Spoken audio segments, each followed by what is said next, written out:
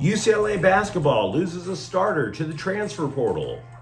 Surprise, surprise, surprise. Mookie Betts is probably playing today. And there aren't any real fights in the NBA, but I want to will into existence LeBron James versus Stephen A. Myth. Good morning. I'm James. This is your daily dose of sports and snark for the greatest sports city in the world, Los Angeles. This is the Faithful Angelenos Morning Report. It's March 27, 2025. I'm going to be heading home tomorrow morning. Bring it. I totally can't wait. And that's one of the reasons I do this channel, because I get homesick and I love talking about the majesty of LA sports. And if you like being in the know about LA, clickety-clack the like button. Clickety-clack the subscribe button. There's a notification bell. Hit that. It lets you know when we drop new content. Sharing is caring. Let people know we exist, and by all means comment. Now, before we go through the news and notes, a quick look at the scoreboard. Lakers 120, Indiana 119. LeBron James tips in a miss from Luka Doncic at the buzzer. The Clippers defeated the Knicks 126-113. Meanwhile, today, the real opening day. Detroit is at the Dodgers at 4 o'clock. The Lakers are at Chicago, 5 o'clock. The Kings at Colorado, 7 o'clock. And what do you say we get to the news? UCLA will have a new point guard next season. Junior Dylan Andrews entered the transfer portal Wednesday. It was after a season where he looked like Sideshow Bob from The Simpsons, stepping on a field of rakes. Just one rake right after another. Now, we don't know what happened in terms of who initiated things. Did Mick Cronin go to Andrews and say, yeah, you just lost your starting gig? And Andrews reacted. We don't know. Did Andrews think the coaching staff never put him in a position to succeed? We don't know. So, if you recall 2 seasons ago, Andrews was their North Star. Someone who stepped up his game tremendously while everybody else around him sucked. He averaged more than 17 points per game toward the end of the year. And last season, you fast forward to last season, and keep in mind, he was already giving Mick Cronin what the coach would want defensively. The idea was Andrews would become a stable scoring option. And Andrews averaged less than 7 points per game. So, if you thought that was a train wreck, you didn't see nothing until the NCAA tournament came around. Andrews upped his game to a full-on goose egg in the loss to Tennessee. Now, I realize it's always easy to play the what-if game. We try to avoid that here. We deal with reality. But my dude, you got to have at least something go through the rim. Double digits makes UCLA a threat to Tennessee, right? I get it. It's a what if. Now, speaking of what ifs, the LA Times and other bloggers have thrown a name against the wall as Andrews' replacement. The reason I'm not going to repeat it is because, yeah, we know Cronin likes a different guard from another program who entered the portal. But there's nobody saying that it's actually going to happen. It's a name against a wall. Which is even shocking considering it's from the LA Times. There's no sources that says that the guard wants to play for UCLA too. It doesn't mean anything. He could come. I don't know. The Bruins, by the way, currently have 5 guards on the roster. One of them is somebody who wants to stay, Sky Clark. Now, Andrews is the 3rd guy to leave the Bruins. He's the 1st starter. I've been saying this all year long. Be prepared for pointless, non-impactful Dodger drama. The scribes are going to look for anything they can to hype up as something that's going to overturn the ship. Anything that looks even remotely like a problem will for clickbait. Mookie Betts, he lost 18 pounds. Oh my God, he's not going to play. He was in the lineup against the Angels on Tuesday. Granted, it was an exhibition game, but it means he's probably playing today. So to everybody who is trying to hype up big drama, shh. Now, also with the Dodgers, again, we didn't do a big season preview. And the reason is obvious. I'll illustrate it. The Belcher Report wrote an article detailing why the Dodgers won't win the World Series. Not whether they can. No. We're going to figure out how they won't win. Now, before you get upset, before you get offended, understand that this cornball writer knew damn well what he was doing. He knew damn well how the Dodgers couldn't win the World Series. His reason? The odds. And by odds, he means two things. One, nobody has won consecutive World Series since the Yankees in 2000. So the odds are the Dodgers don't win. That's what he's saying. Two, it's because that there are more than 24 teams who could get lucky in a short playoff series, right? Best of 5, maybe you have a killer ace starter go twice. That's 2 of the 3 wins. Somebody screws up in the 3rd loss, and the Dodger season is over. In other words, what this writer is saying, even though he's not saying it expressly, the Dodgers have no weaknesses to exploit. It's not, oh my God, the lineup is amazing, but the bullpen sucks. Nope, nobody's saying that. Nobody's saying that the starting rotation sucks. And the reason that they're not saying that, even though the Dodgers go through arms like you and I go through underwear, it's because they signed every available pitcher out there. They have more than 10 starting pitchers.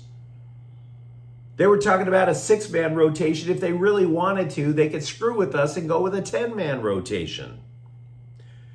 If someone eliminates the Dodgers, in other words, it would be their lucky week. Not their lucky day, their lucky week. It's very hard to imagine that happening. So I bring that up to say, why preview the regular season? We should all not stress ourselves out. We should just simply have a nice cold one and enjoy opening day. And later on, enjoy game 13, game 46, game 100. It doesn't matter. Enjoy it all up to game 162. Because it's not guaranteed that the Dodgers will win the World Series, but it is a fait accompli that the Dodgers will win the NL West. So approach every single regular season game with zero stress. Life is stressful enough. The only other thing to take from this article is that should the Dodgers make the World Series, they're still going to be the favorite. Because the National League is significantly stronger than the American League, particularly the NL East. It's kind of, the Dodgers getting through the National League, and then you're facing whatever comes out of the AL. Yeah. Now, there's a lot of shoes to drop between now and the playoffs. So just watch Dodger baseball the way God intended you to, for fun. A few weeks ago, I was going to talk about LeBron James confronting ESPN windbag Stephen A. Myth was talking about Bronny James. And of course, that's LeBron's son. LeBron rose up because, that's my kid. Then Myth claimed he could beat James in a fist fight. Yeah. 140-pound Stephen A. Myth can beat LeBron James in a alleged restructured knee. Stephen A. Myth said this, quote, "If that brother tried something with me, it would turn out ugly for him. I've been fantasizing about this from day one," unquote.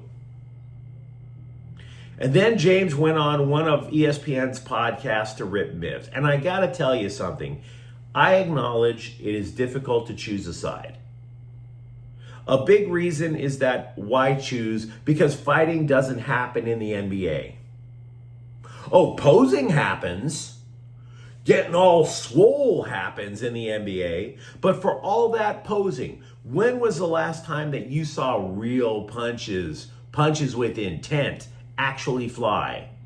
As opposed to this second or third grade thing that when you see when you're a kid and you've only seen like Popeye the Sailor cartoons and you don't know how to really throw a punch.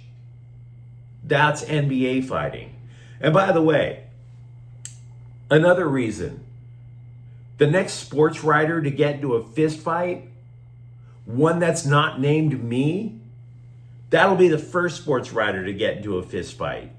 Not only do reporters not fight, being in journalism is their get out of fights free card. You can't hit me. I'm a journalist. And by the way, just because I used to get into fights when I was a young man doesn't mean I was good at it. This smile, completely rebuilt. Let's not be bragging here. And then the final reason that a fight's not going to happen is just as obvious. You tell me which one is less arrogant. You tell me which one is less annoying. When you keep threatening a fist fight, myth, but you don't actually follow through, take it from somebody who's been in and lost a few. If you don't follow through, it's pretty unmanly. It's extremely unmanly for both sides. Now, I still want this fight to happen. I love it. Because there's two reasons I'm going to side with LeBron. One, he brought a title to LA. Myth ain't doing nothing for LA. Two, if you really want to fight Myth, LeBron James is an elite athlete who outweighs you by 70 pounds of pure muscle. So, please, keep bumping your lips, Myth. Keep bumping your gums. Please act like you can fight. Make this happen so that LeBron James could just throw one punch and liquefy all your internal organs. Please, Myth. Please make it happen. USC has landed another sizable recruit to its offensive line. They have added Chase Deniz, a 3-star prospect from San Diego. He is the 16th recruit who is committed to the Trojans, the 9th from California. Now, 3 of those Trojans recruits, they're offensive linemen. The 6'7", 295-pounder, he is the son of a UCLA athletic legend. Stacy Nueve, I'm sorry, I'll never pronounce this name. I'm sorry for her. Stacy Nuveman Deniz played softball. She also earned a gold medal in the Sydney Olympics.